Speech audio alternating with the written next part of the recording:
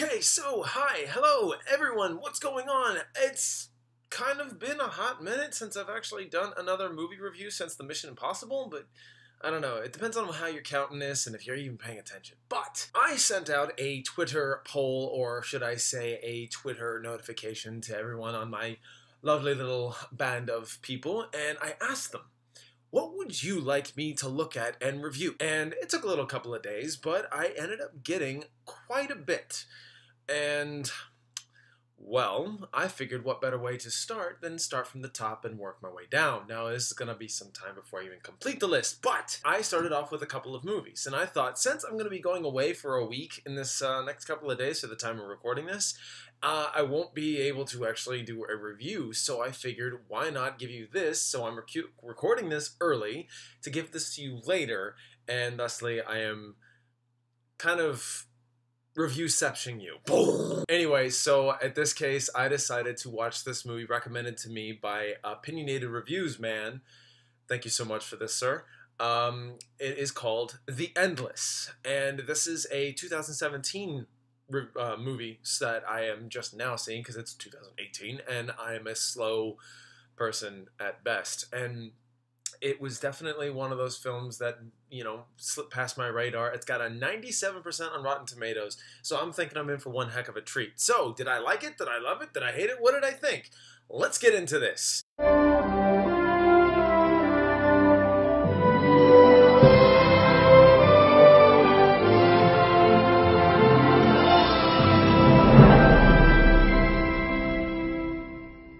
The Endless. So, The Endless stars two people that are acting as brothers, but in real life here is Justin Benson and Aaron Moorhead.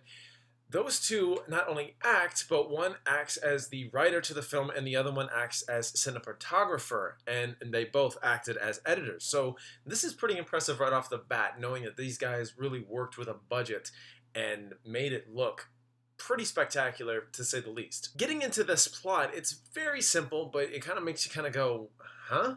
And these two are actually a part of some cult, thusly they have left, and they had a small call back to say, hey, something's going on, and they kind of go, what's going on?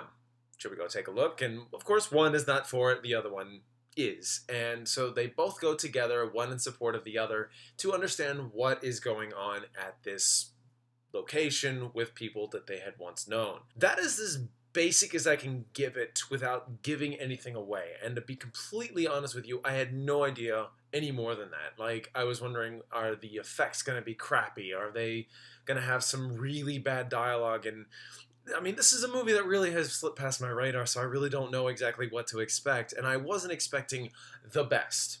And even when I was recommended this, this is a part of another film that was been directed by the same guys, I really wasn't so sure what kind of expectations I should have had. And I have got to tell you that I was pleasantly surprised. Just from the get-go, I was more or less impressed with just the cinematography alone.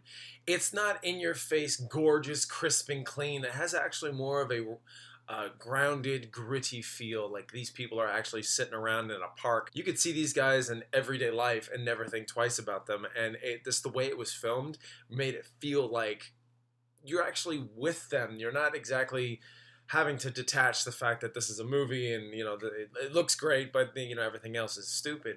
No, they kind of keep everything grounded, not just from the look of the movie, but also the dialogue and the situations that follow. So these brothers, Justin and Aaron, they kind of go back to this cult, and there's kind of a bit of a debate.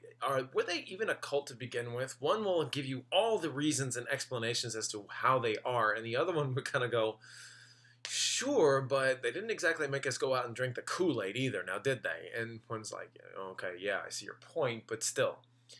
The dialogue is what really sells the movie here, and I think that if you're patient enough with it, I think there's enough to go on that makes you kind of go, all right, every little bit of dialogue makes sense. Everything being spoken of really works, and there's enough there that keeps you interested to even in the camera work, which I found completely and utterly clever, because me personally, getting onto the camera work, I love what they call tracking shots. It's basically a one take of a certain situation throughout the entire film that never cuts. I love those shots. They're just amazing. They keep you in the moment. They make you understand that this is something important, and it's like a roller coaster. It just doesn't end until we finally get to the end point.